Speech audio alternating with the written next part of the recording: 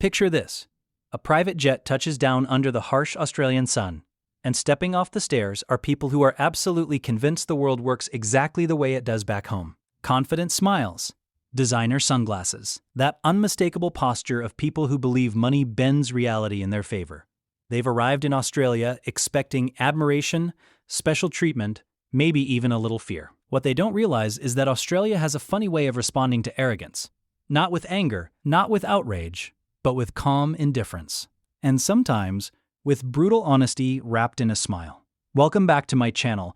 If you're new here, please subscribe, like my video, and turn on notifications so you don't miss our next update. It usually starts small, an airport interaction.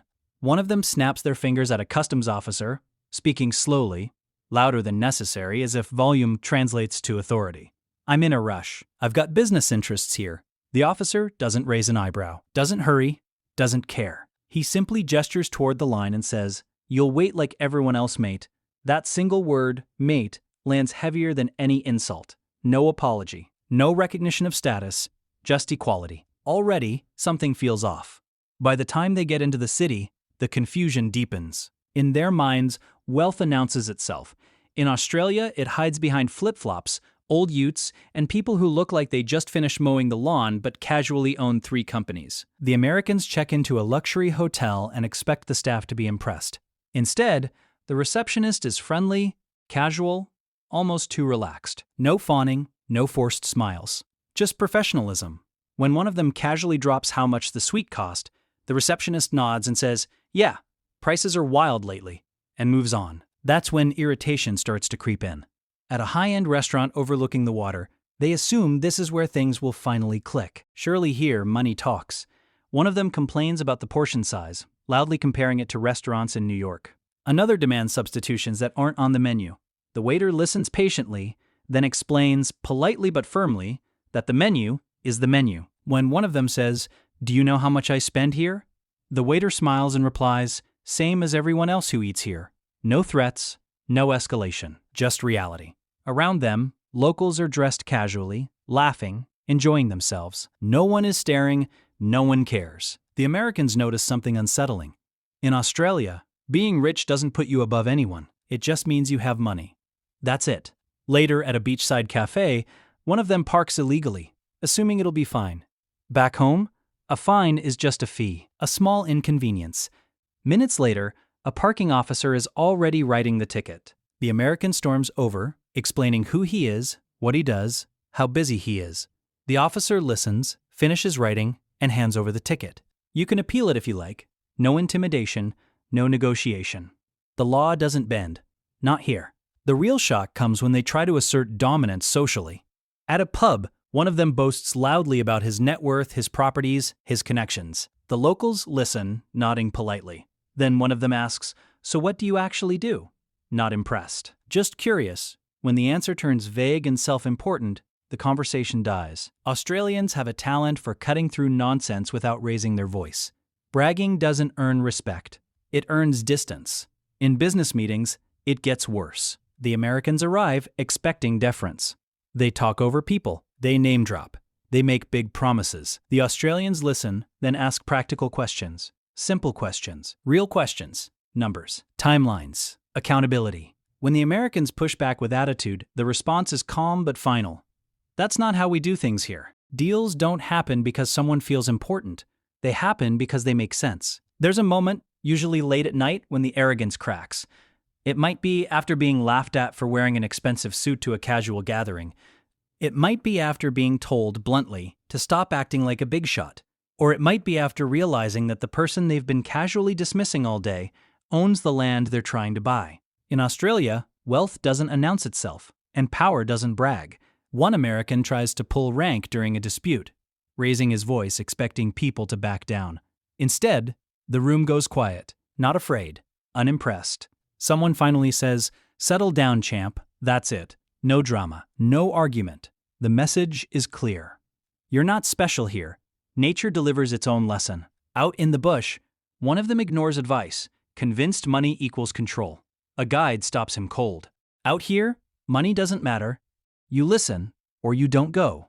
For the first time, there's no workaround, no leverage. just respect for the land and the rules that keep people alive. By the end of the trip, the transformation is visible. The voices are quieter. The bragging stops. They start listening more than talking. They notice that Australians don't reject success. They reject arrogance. They value fairness, humor, humility. You can be wealthy, powerful, accomplished, but you don't get to act above anyone else. The final irony is that once the arrogance fades, doors begin to open. Conversations improve, people warm up, respect is returned, not because of money, but because of attitude. Australia didn't humble them by force. It did something far more effective. It refused to play along. And that's the lesson that sticks long after the flight home. In some places, status is everything. In Australia, character matters more. You don't earn respect by demanding it.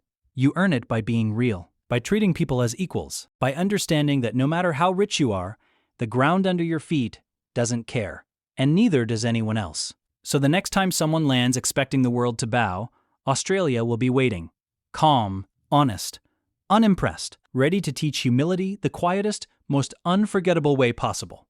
And just when you think the lesson is over, Australia delivers part 2. Because humility doesn't always arrive all at once. Sometimes it shows up the morning after, when confidence meets consequence. On their final days, the Americans start trying to course correct, but old habits linger.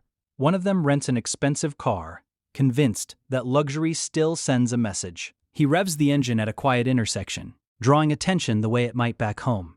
An older bloke crossing the street looks at the car, then at the driver, and shakes his head. "Nice car," he says, unimpressed. Shame about the attitude. It's not an insult. It's an observation. Somehow, that makes it worse. They decide to take a guided tour, hoping to relax. The guide is friendly, knowledgeable, and completely uninterested in status. When one American interrupts repeatedly, correcting small details to sound smart, the guide pauses. He looks him straight in the eye and says, "If you already know everything, mate, why'd you pay me?"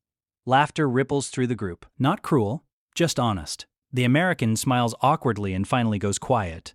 At a casual barbecue later that day, there's no dress code, no hierarchy. Everyone brings something. One of the Americans shows up empty-handed, assuming the hosts will provide everything. Someone hands him a bag of ice and says, "You can help by carrying this." No ceremony, no explanation. He hesitates, then takes it. For the first time, he's contributing instead of consuming. The real shift happens in conversation. Instead of talking about money, they start asking questions. Real ones. About life. About work. About why Australians don't chase titles the same way. The answers are simple. No one likes a tall poppy. We're all just people. You act decent, you're treated decent. There's no resentment toward success, just a refusal to worship it. On the last night, one of the Americans admits something quietly. "Back home, I'm used to people saying yes." An Australian replies without missing a beat. "Yeah, that's not always a good thing." It's said kindly, but it lands deep, because for the first time the American realizes how rarely he's been told no, and how little that's prepared him for the real world. When they leave, there's no dramatic farewell, no big moment, just a subtle difference in posture. Less chest out, more grounded. Australia didn't embarrass them. It didn't lecture them. It simply treated them exactly like everyone else. And in doing so, it stripped away the illusion that wealth equals worth. That's the quiet power of the place. It doesn't try to humble you. It just refuses to inflate you. And for those willing to learn, that lesson lasts far longer than any luxury trip ever could.